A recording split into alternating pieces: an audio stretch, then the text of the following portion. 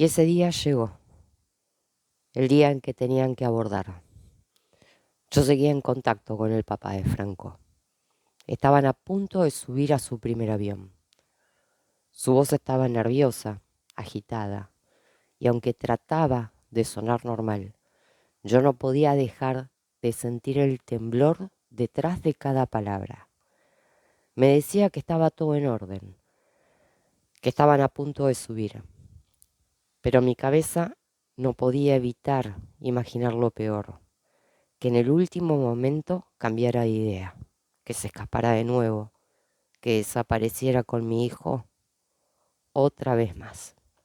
Seguíamos hablando hasta que me dice que tiene que cortar porque ya los estaban llamando para embarcar. Me quedé unos segundos con el teléfono en la mano, escuchando el silencio, como si pudiera atrapar su voz un poco más. Sabía que ahora todo quedaba en manos del destino y de la fuerza de la justicia. Algo que hasta el momento tantas veces me había fallado. Pero lo peor llega en el segundo aeropuerto, cuando estaban por abordar su último vuelo que los traía directo a Argentina. De repente su teléfono se apagó. Me quedé paralizada.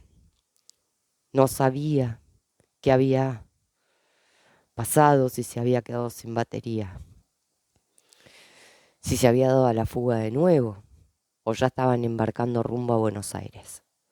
La desesperación fue total. Empecé a llamar a aerolíneas una y otra vez, rogando que me confirmaran si habían subido al avión.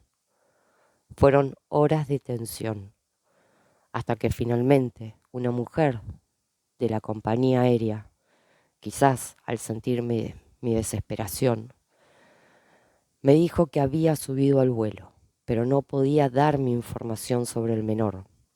Pero al menos supe que estaba en camino. Respiré hondo, miré al cielo y le pedí a Dios que por favor todo saliera bien.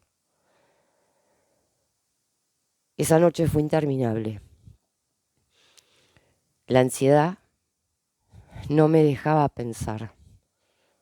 Yo estaba esperando a mi marido. Él trabajaba en una provincia en ese momento. Y mi marido llega alrededor de las 12 de la noche. El avión de ellos aterrizaba a las 7 de la mañana. Yo caminaba por la casa, revisaba los documentos, volvía a leer los mensajes de mi psicóloga, de mi familia, como si eso pudiera darme calma.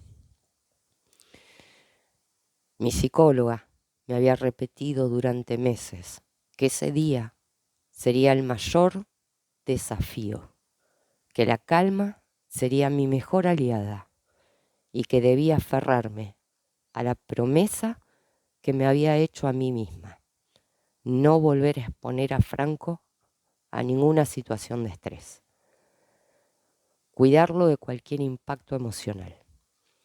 Así que respiré hondo, me hablé en silencio y traté de aquietar el torbellino que tenía en el pecho. De madrugada salimos para el aeropuerto. Todavía estaba todo oscuro. Cuando salimos con mi marido, él iba en un auto y yo en el otro, porque por pedido de la justicia decía que Franco traía muchas valijas. Mi hermana pidió acompañarnos y ella venía en el auto conmigo. Ponía música, me hacía chistes y con esas pequeñas cosas que ella sabía que me podía hacer sonreír, aunque fuera solo por segundos. El camino de Ezeiza fue en silencio por largos tramos. Miraba las luces de las autopistas, la niebla baja, aunque a veces cubría el parabrisas, y me hacía frenar el aliento por el miedo de perderme algo en la ruta. Pensaba en todo, en la primera vez que abracé a mi hijo, en la última vez que lo vi antes del secuestro, en las noches eternas que pasé sin él, en tribunales, en la voz de los abogados, de mi familia y de mis amigos, pidiéndome que no me rindiera. Era como si todo ese dolor me acompañara en ese asiento, mirándome de reojo. Llegamos tan temprano que la espera se hacía eterna. Entramos a una confitería para intentar desayunar algo, pero no podía tragar ni tan siquiera un café. El nudo en la garganta era más fuerte que cualquier cosa. Miraba a la gente alrededor. Algunos reían, otros hablaban de vacaciones, de viajes, de cosas simples. Y yo solo podía pensar que mi vida estaba a punto de cambiar para siempre. Por momentos me quebraba, me apoyaba en mi marido y dejaba que las lágrimas salieran. No podía evitar preguntarme si esto realmente era el final de todo o todavía quedaban más amenazas por venir. ¿Podríamos al fin empezar a vivir de nuevo? Cada vez que miraba el reloj, parecía que los minutos no pasaban. Mis manos temblaban, mi respiración era corta. Iba hasta la pantalla de arriba cada pocos minutos, como si al mirarla pudiera acelerar el reloj. Cada anuncio me hacía saltar. Finalmente anunciaron que el vuelo había aterrizado. Mi corazón empezó a latir con tanta fuerza que podía sentirlo en los oídos. Recuerdo que caminé hacia la puerta donde vería salir a Franco y me apoyé en una columna.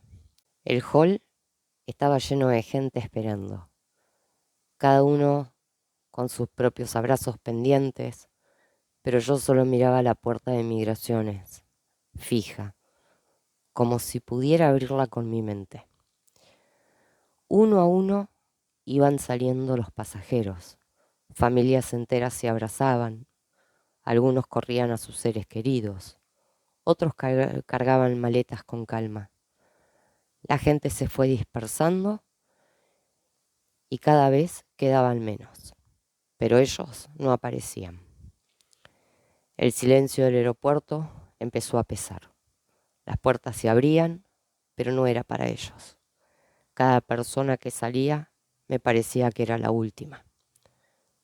Sentía que el aire se volvía espeso, que el sonido se apagaba alrededor y que el reloj estaba detenido.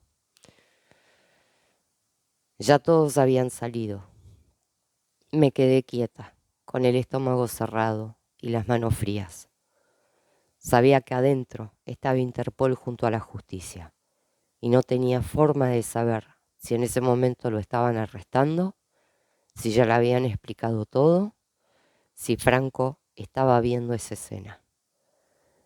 Mi miedo más grande era que no hubieran escuchado mi pedido, que no lo arrestaran antes de cruzar el box de migraciones y que mi hijo no quedara en el medio de todo.